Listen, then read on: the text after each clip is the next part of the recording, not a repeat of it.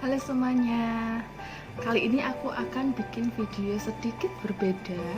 Nah, video kali ini aku akan share informasi tentang apa itu terapi bicara. Jadi, tonton terus ya videonya.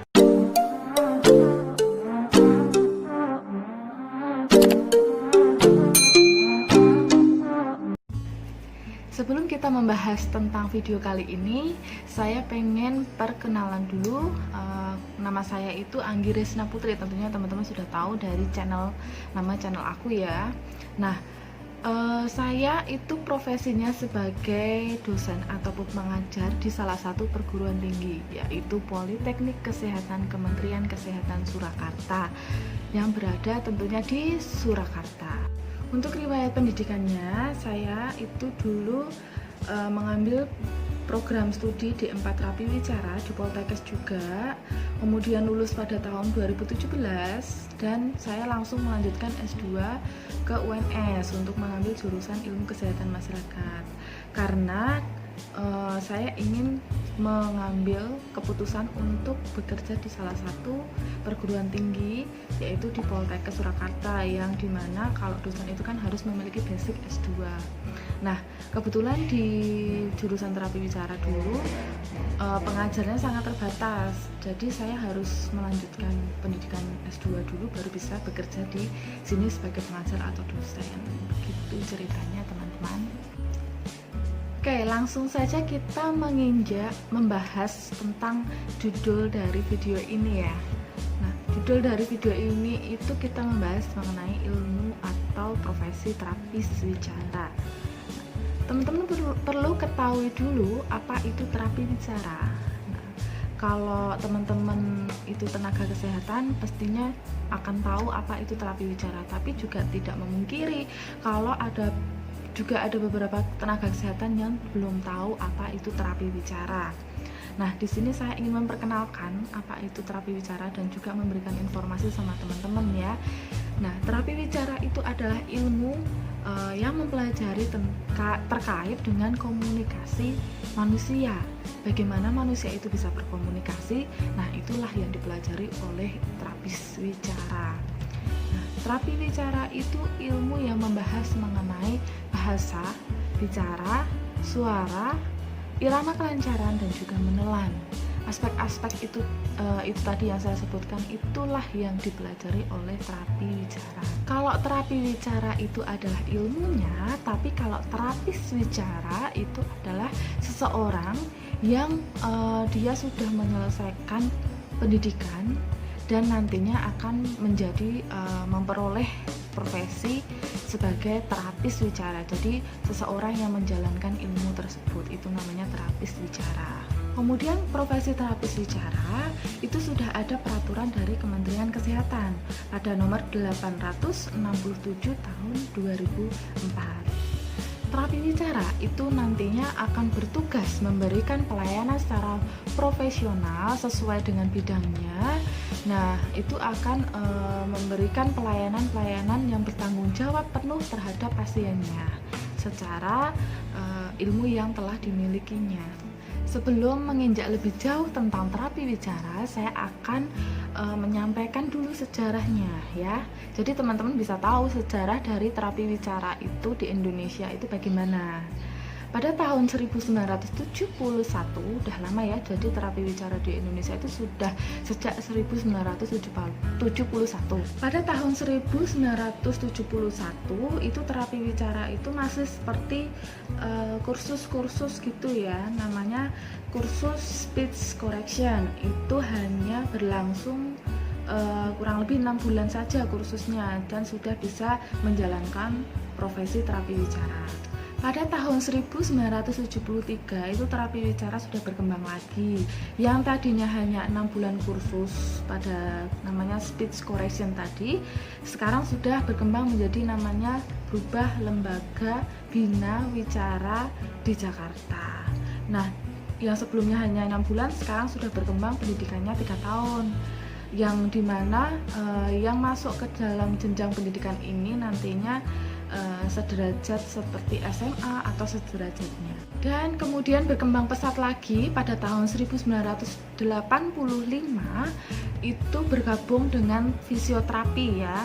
Itu nama pendidikannya Akademi Rehabilitasi Medik. Pada tahun 1987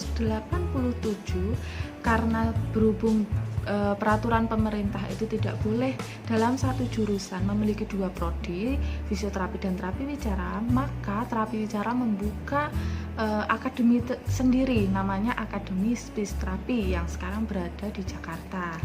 Kemudian pada tahun tersebut Akademi Terapi Wicara itu sudah ada peraturan sendiri dari pemerintah atau Kementerian Kesehatan, yaitu nomor 221 tahun 88. Jadi akademi itu yang dimana nanti lulusannya itu masih binaan dari Kementerian Kesehatan. Kemudian tahun 2006 sudah berkembang sangat pesat karena untuk pendidikan terapi wicara itu sudah berkembang di Solo. Pada tahun 2006 ini pada perguruan tinggi Poltekkes Kemenkes Surakarta itu sudah membuka pendidikan terapi wicara pada program studi D3.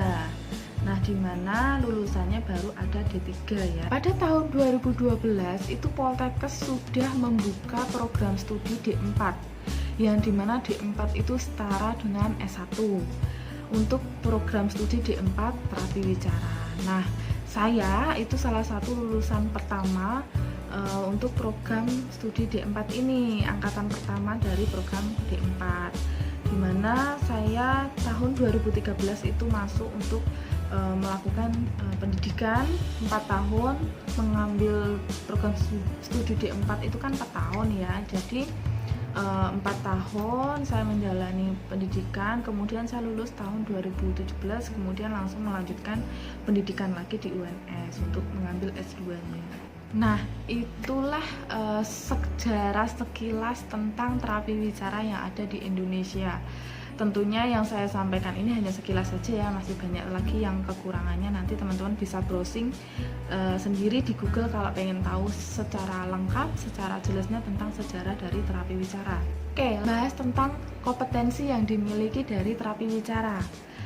Selayaknya tenaga medis yang lain, terapi wicara itu juga memiliki kompetensi tersendiri. Nah, kompetensinya itu seperti memberikan pemeriksaan atau asesmen ya. Kemudian setelah kita sebagai terapi wicara itu memeriksa di mana masalahnya, kemudian temuan-temuan apa yang kita dapatkan, kemudian terapi wicara akan membuat diagnosis.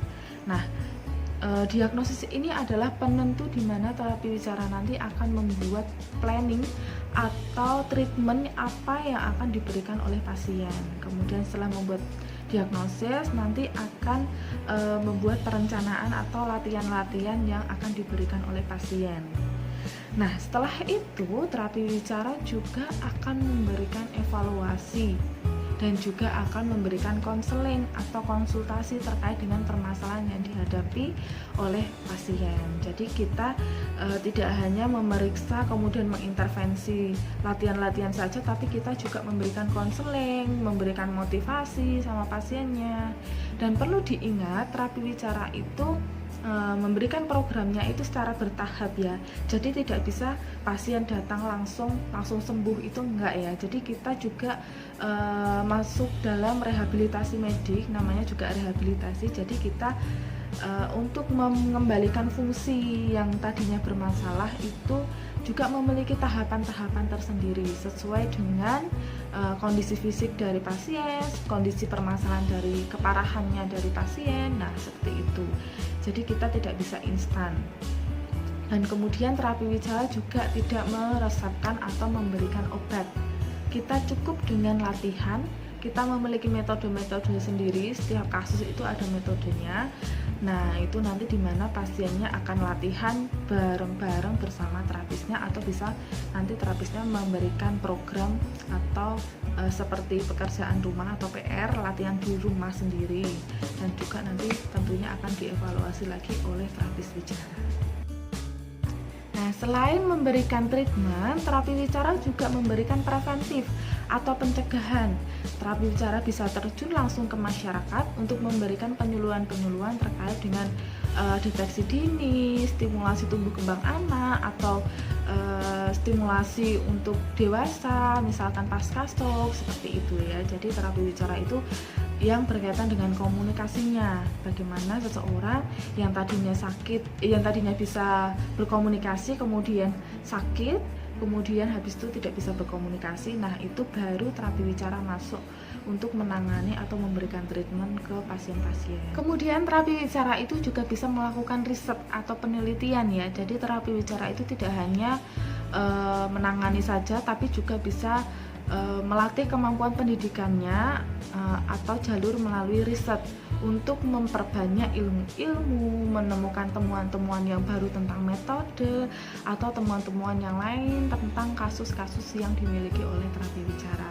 Terapi wicara itu tidak hanya teman-teman dapatkan di rumah sakit saja ya. Jadi teman-teman itu di mana sih untuk bisa mendapatkan pelayanan terapi wicara? Nah, teman-teman salah satunya bisa datang ke rumah sakit, kemudian bisa datang ke klinik. Kalau di sekitar tempat tinggal teman-teman itu ada klinik yang berkaitan dengan komunikasi atau klinik yang misalkan klinik post stroke. Nah, di situ biasanya juga ada terapi wicaranya, atau klinik terkait tumbuh kembang anak, di situ juga ada terapi wicaranya. Tentunya berkolaborasi dengan profesi yang lain, misalkan seperti okupasi terapi atau fisioterapi atau dengan yang lainnya. Kemudian jika teman-teman pengen untuk terapi wicara datang ke rumah, itu juga bisa. Jadi namanya home visit. Jadi untuk profesi atau seorang terapis wicara nanti bisa datang ke rumah teman-teman yang membutuhkan pelayanan terapi wicara. Jadi nanti misalkan bisa menghubungi, misalkan punya teman yang memiliki profesi terapi wicara, atau misalkan dapat di internet untuk pelayanan home visit terapi wicara, atau teman-teman bisa yang pertama datang ke rumah sakit, kemudian dengan jarak jauh datang ke rumah sakit sehingga minta terapisnya yang di situ untuk melakukan pelayanan home visit. Biasanya itu bisa. Kemudian siapa sih yang menjadi pasien dalam terapi wicara? Nah, terapi wicara itu bisa menangani kasus anak dengan berbagai macam kasus yang mengalami masalah komunikasi. Anak-anak dengan masalah terlambat bicara karena gadget, nah itu bisa juga ditangani dalam profesi terapi wicara. Kemudian orang-orang yang dewasa yang mengalami pasca stroke. Nah, itu biasanya kalau sudah mengalami pasca stroke, fungsi dari komunikasinya atau fungsi dari organ-organnya itu mengalami penurunan, sehingga untuk orang tersebut bisa berkomunikasi itu akan mengalami penurunan. Nah, itu juga bisa ditingkatkan kemampuannya oleh profesi terapi wicara, tetapi harus juga melihat dari kondisi dari pasiennya. Kemudian banyak sekali pertanyaan, oh terapi wicara itu yang menangani bisu-bisu ya, oh terapi wicara itu yang menjadi guru di SLB ya. Enggak seperti itu ya anggapannya. Jadi terapi wicara itu hanya tenaga medis yang menangani komunikasi yang saya jelaskan tadi ya, mengenai bahasanya, bicaranya, suara, irama kelancaran, dan juga menelan. Tapi terapi wicara tidak mengajarkan bagaimana caranya bahasa isyarat. Enggak. Jadi untuk teman-teman yang biasanya menonton TV, yang di bawah TV itu misalkan ada orang-orang yang memperagakan bahasa isyarat, nah itu bukan profesi dari terapi wicara. Dia adalah profesi yang dimana perannya atau pekerjaannya untuk mengajarkan bahasa isyarat bagi orang yang misalkan yang membutuhkan. Tapi kalau terapi wicara itu bagaimana kita sebagai terapi wicara melatih pasien kita untuk bisa berkomunikasi secara verbal. Jika kemampuannya masih ada, itu akan bisa mengalami peningkatan. Seperti itu. Tapi juga ada juga metode dari terapi wicara yang menggunakan bukan bahasa isyarat, tapi bagaimana metode-metode yang kita terapkan itu untuk anak-anak yang membutuhkan, karena mungkin misalkan salah satu kasusnya itu gangguan pendengaran yang sangat berat, desibelnya sangat rendah. Nah, itu kan untuk kemampuan bahasa sama bicaranya itu mengalami kerusakan atau mengalami masalah, sehingga kita melatihnya itu seperti terkesan menggunakan bahasa isyarat, tapi enggak, kita memiliki prosedur sendiri, kita memiliki metode sendiri. Nantinya juga pasien tersebut akan kita latih untuk komunikasi secara verbal, walaupun yang pertama itu misalkan seperti melihat mimik bibir atau lip reading ya, seperti itu. Jadi kita bukan profesi sebagai untuk yang kayak teman-teman lihat di TV yang di bawah TV itu misalkan mengajarkan bahasa isyarat, itu bukan seperti itu. Kemudian terapi bicara juga bukan pengajar di SLB, tidak, karena SLB itu pengajarnya sudah ada profesi sendiri, yaitu lulusan dari pendidikan seperti guru PLB. Jadi yang mengajar itu ya guru, tapi gurunya itu sudah guru yang lulusan dari PLB, seperti itu. Tapi terapi bicara juga bisa bekerja di SLB, tapi sebagai terapis. Jadi misalkan di salah satu SLB itu ada muridnya yang mengalami masalah pada komunikasi, jadi nanti latihan atau terapinya dengan terapi bicara. Jadi terapi bicara bukan sebagai guru SLB, seperti itu ya. Dan terapi bicara tidak mengajarkan bahasa isyarat yang seperti teman-teman lihat.